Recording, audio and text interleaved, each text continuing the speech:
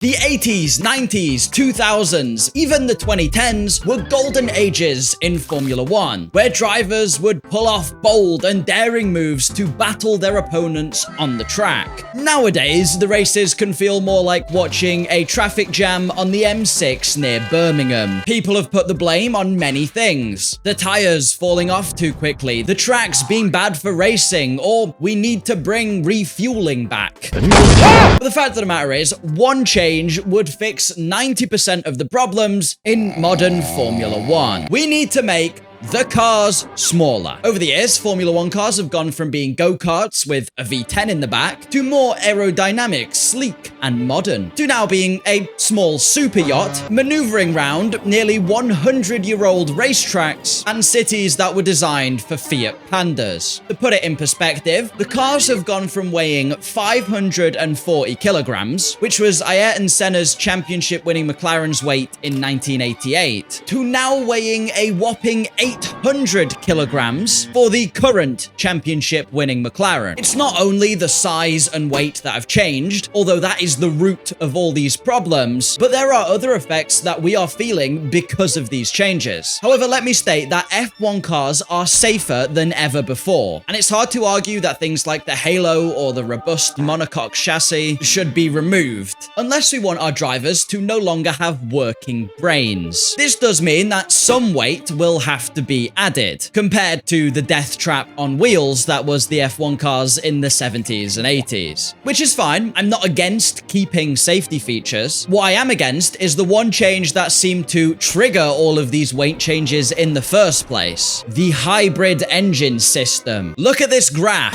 Look at this graph!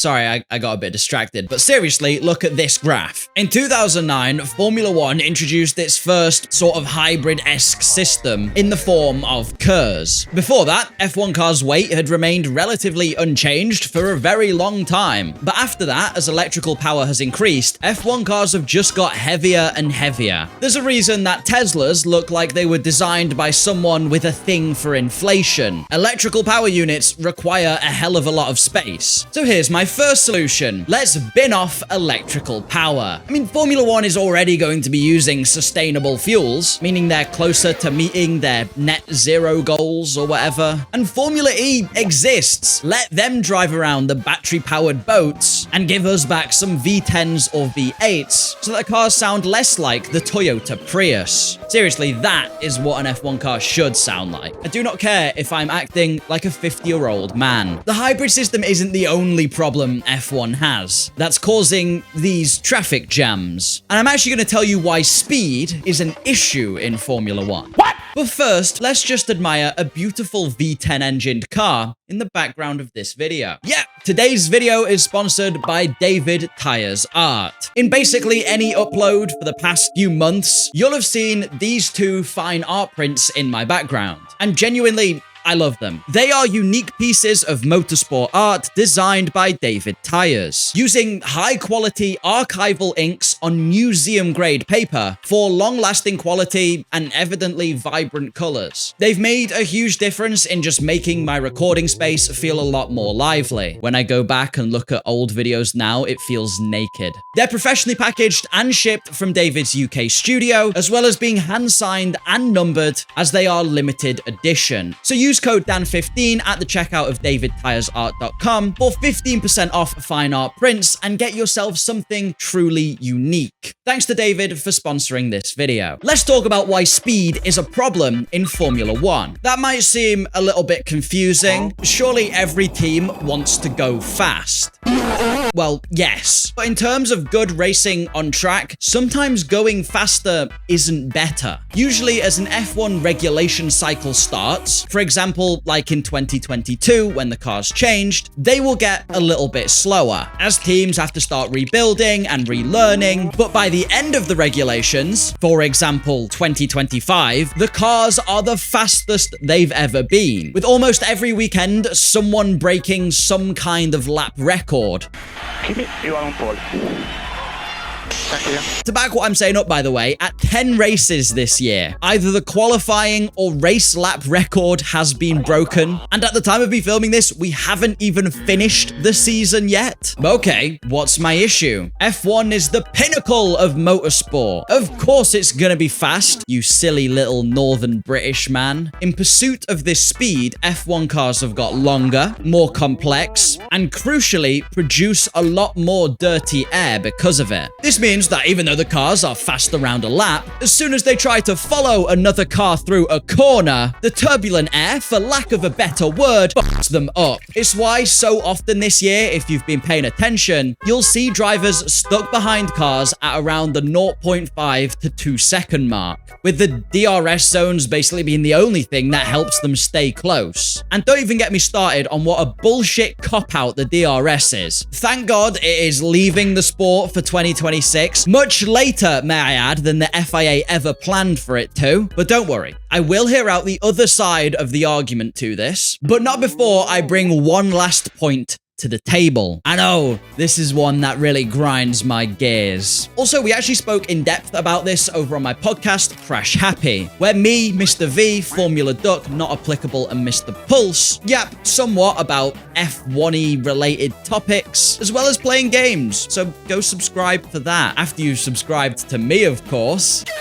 How many times these past few years have we had clumsy crashes or drivers pissed off that other drivers don't see them in their wing mirrors? How many times have we heard about how utterly useless those mirrors actually are? And that's because as cars have gotten bigger, visibility has gotten, well, just look at this. Obviously, poor visibility makes it harder to overtake. So the FIA came to our rescue with a bunch of overtaking rules that make overtaking more difficult. For fuck's sake, can they genuinely do anything right? No. So now we have these amazing overtaking rules that mean you can either send the goofiest dive bomb from 3 miles back, and that's perfectly legal, if you're ahead at whatever Johnny Herbert deems to be the apex. And if you're on the outside of the corner trying to overtake someone, good luck, pal. Seriously, good luck. Because you have to get your car alongside the front axle by the apex of the corner. And you may be wondering, where is this apex of the corner? Well, that genuinely does just come down to how the FIA stewards are feeling on that day. So, you know, when you have less grip, when there's a car on the inside of you, it is pretty much impossible to get that far alongside by the apex of a corner. So if you do try and go around the outside to overtake, may I remind you, some of the most impressive overtakes are done by doing this. The other car is basically entitled to push you off the track and into a pit of doom. Bear in mind, we used to go racing in Formula 1 like this, and the FIA would say, yeah, that's fine. But what's that I hear? It sounds like the buzz of the contrarian bee. But Dan, F1 cars are getting smaller. Where is the damn fly swatter when you need one? Oh, well. Okay, Mr. Contrarian Bee, let's have a look. Oh, yes. The 2026 F1 cars are set to weigh less, coming into just 768 kilograms. Last time they got that low was 2021. Oh, actually, it's still 16 kilograms heavier than 2021. Assuming everyone is actually able to stick to the minimum weight, that is. Let's take a look at when some of the conversation started about how big the F1 cars were getting. Here we go. 6 years ago. Why did F1 cars get so long? But it's okay. It's okay. The 2026 F1 regulations are shortening the width of the F1 cars, something we desperately need. So they're doing it by a whopping 100 millimeters. What? 100 millimeters? Did I read that right? That's 10 centimeters. For you lovely Americans watching this, that's about half a hamburger. They might as well have not bothered. Not to be a complete pessimist about 2026, there is some good news. We might be getting slower cars, as aerodynamics are set to be cut back by about 30%, which should help with some of the issues we've had with dirty air. However, there is the whole issue with DRS being replaced by your mum. Oh, no, sorry, MOM, meaning the manual override mode, which is basically just IndyCar push to pass from the sounds of it. The drivers will be pressing a button and getting some electrical energy power from the fat stored in your mum. I'm gonna be honest, I don't think it's enough. Dirty air is part of the issue, sure, and the cars slowing down a bit is going to be helpful, but the width, length, and weight reductions are just too little too late. A 10cm change is not going to be enough to help around Monaco. It's not going to be enough to make these old F1 tracks that used to be fun to watch interesting again. We need to stop allowing drivers, teams, and stupid F1 YouTubers Hey, don't look at me to blame the tracks for the lack of overtaking we get nowadays. Go watch some of the circuits we still have today in older F1 races. Fernando Alonso flying past Michael Schumacher at 130R in Suzuka. No DRS or mom needed. A race that, the last time it was ran, was so boring, it nearly sent me into a coma. Jacques Villeneuve's commentary didn't exactly help with that either. Or Canada, where Jenson Button was flying past drivers, going side by side where you could never imagine seeing F1 cars go side by side nowadays. In all fairness, Canada 2025 was pretty entertaining, mostly because Lando Norris struggled to overtake. He's starting to catch on to what I'm saying. I will be a little more reasonable for a minute. I understand it's not something you can fix overnight. It may seem obvious to us that the cars being smaller is better for overtaking. It's very obvious. But F1 is under some pressure to be the fastest racing series in the world, at least in terms of lap time. If all of a sudden IndyCar started going faster, or WEC, people would begin to question Formula 1. Although in terms of top speed, Indy is already faster because ovals. And I genuinely believe that if enough people understand slower cars and smaller cars would lead to better racing, then the news articles who try and sensationalize the fact that F1 is getting slower would be met with enough backlash that we could actually have some of these positive changes take place. It's also not as easy to just bin off the hybrid electrical system as I've been making it out to be. As much as I'd like to scoop up all electric cars and send them into an incinerator, that's not very reasonable. People have decided they're the future, even if hydrogen fuel is a lot better. And so car and engine manufacturers want to build electrical engines. There was talks this year from FIA President Mohammed Bit Stupid, and he floated the idea of bringing back V10 or V8 engines for 2028. To which Ferrari said, "Fuck yeah, let's do it," which is why we love the silly red team, even if they like to explode every now and then.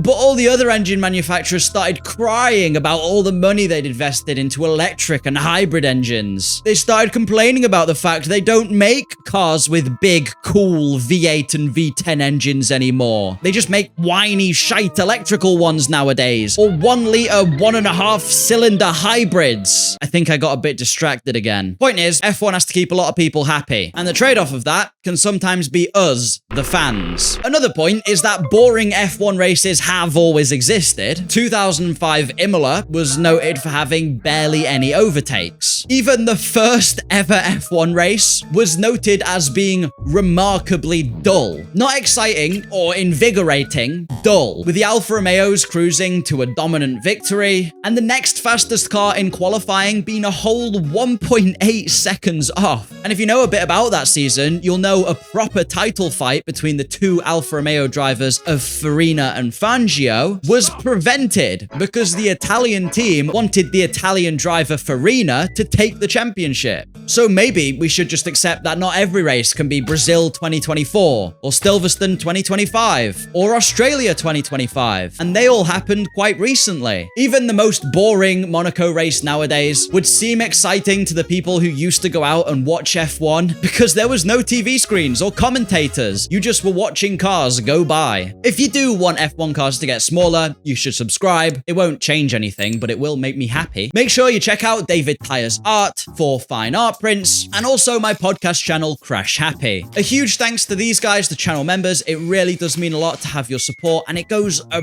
long way. Some of you guys have been supporting me for so long now, and I just want to say I really do appreciate it. Have a good one, and goodbye!